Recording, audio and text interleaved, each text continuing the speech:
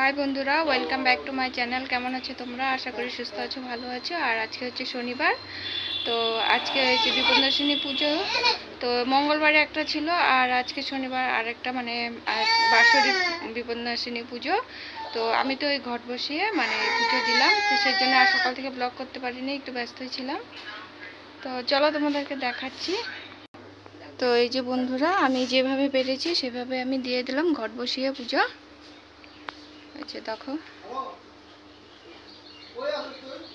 এই যে ঘট বসিয়েছি, তেল সিঁদুর, এখানে পান সুপারি, এই যে এখানে যতটুকু পেরেছি ফলমূল দিয়েছি, চালকলা, আর এখানে সন্দেশ।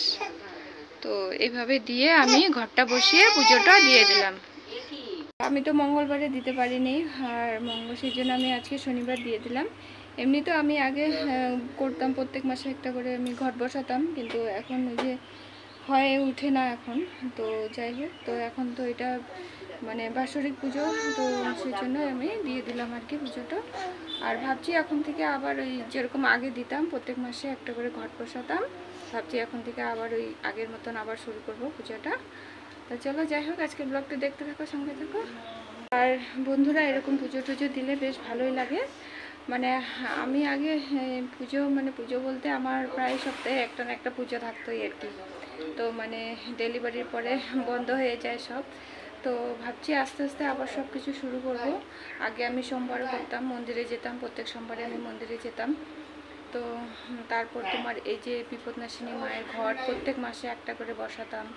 তো এটা তো বাৎসরিক পুজো, আষাঢ় মাসে বাৎসরিক পুজো হয়।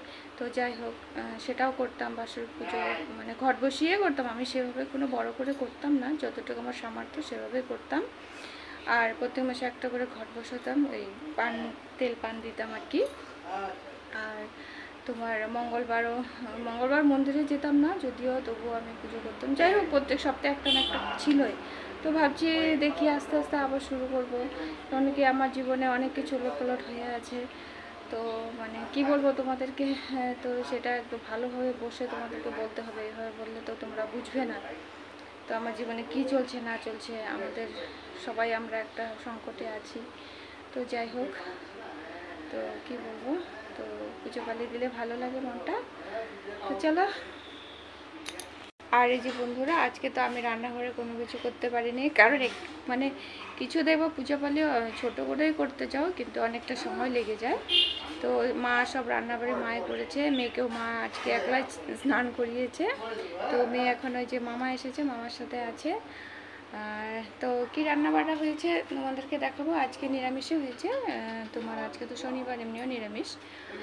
তো তোমাদেরকে দেখাবো কী রান্নাবাড়া হয়েছে। তো বন্ধুরা, রান্নাবাড়ি হয়ে গেছে, তো মা রান্না করে নিয়েছে। তো কী রান্না হয়েছে চলো দেখাচ্ছি তোমাদেরকে। তো এখানে হয়েছে বেগুন ভাজা, আর এখানে হয়েছে এই দেখো সয়াবিনের তরকারি আলু দিয়ে। আর এখানে এই যে মেয়ের জন্য একটু ডাল সিদ্ধ করা হয়েছে, মেয়েকে আজকে ভাত খাইয়েছি ডাল সিদ্ধ দিয়ে।